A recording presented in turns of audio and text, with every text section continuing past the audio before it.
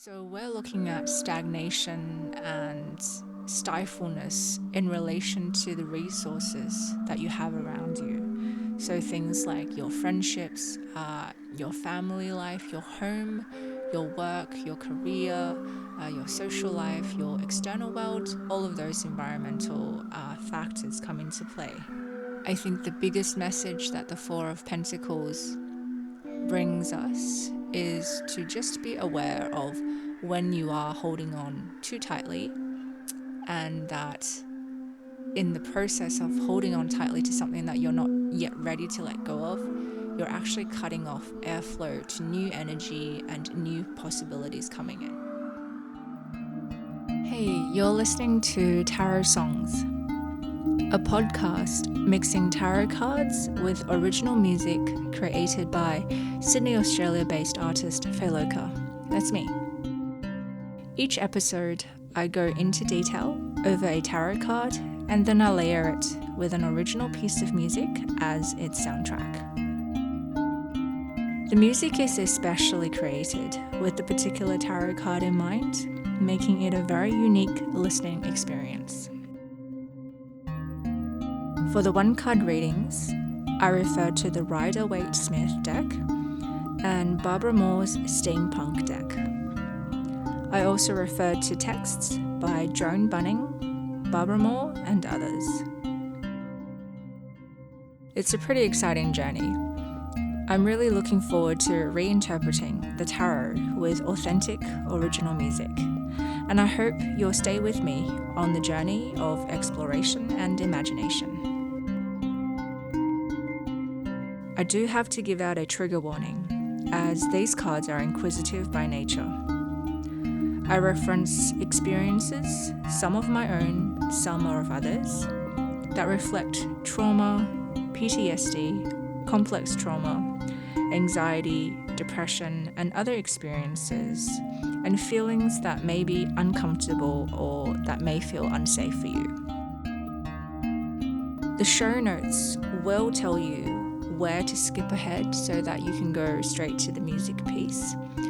And I will always play the music piece as a solo track towards the end of each podcast episode, so that it may hopefully help you facilitate your own readings or your own creative practice, whatever it may be.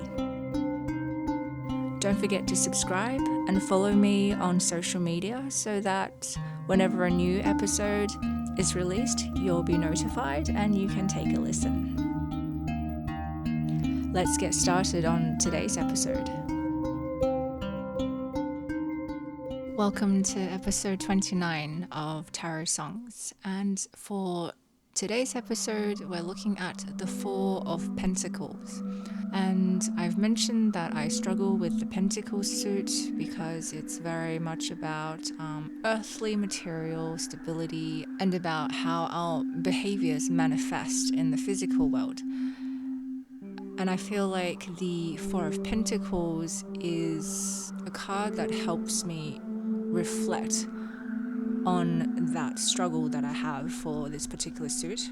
So the Four of Pentacles is about a desire for control, not feeling like things are uncertain or unknown, wanting control, asserting control, but also being aware that sometimes too much control is very stifling.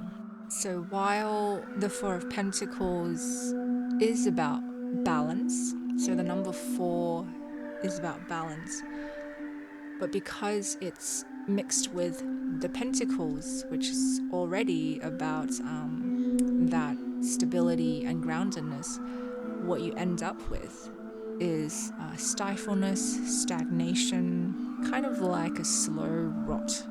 I feel like this particular card is not wanting to relinquish control or not wanting to let go of a certain situation, which has already gone way past its expiration date, its usefulness, and it's time to let go.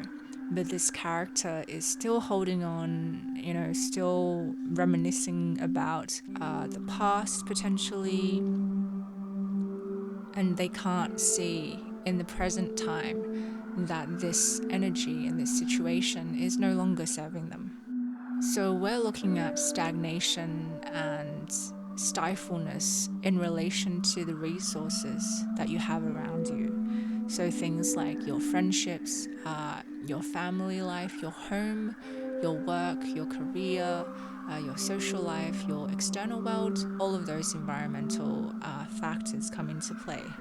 I think the biggest message that the Four of Pentacles brings us is to just be aware of when you are holding on too tightly, and that in the process of holding on tightly to something that you're not yet ready to let go of, you're actually cutting off airflow to new energy and new possibilities coming in.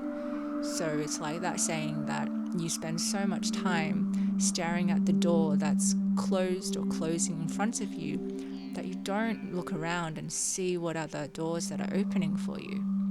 And it will be wise to know when to stop looking at this particular door that has closed and to look at what else is occurring around you.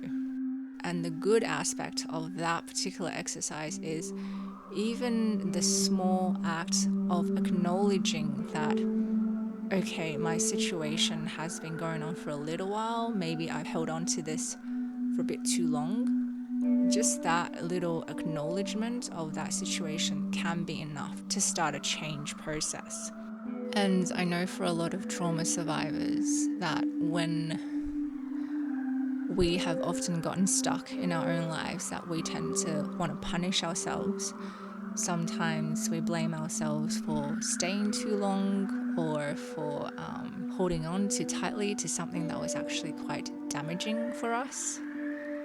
And the key to those moments that you should always work through them slowly in your own time and in a safe space, that you also give yourself credit for what you went through and you acknowledge how difficult it was actually, and that you were struggling, and that struggling is normal, it's part of the process. Just make sure that you continue to move when you are able to, when you're capable of making those small changes, and giving yourself compassion and gentleness and patience when it comes to this process as well.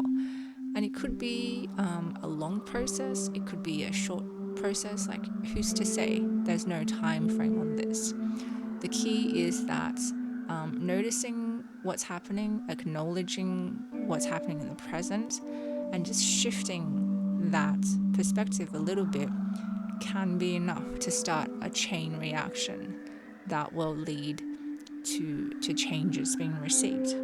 So you want to really take ownership of what's happening and just weigh up the level of control that you're exerting, and just make sure that you're not stifling yourself for potential growth.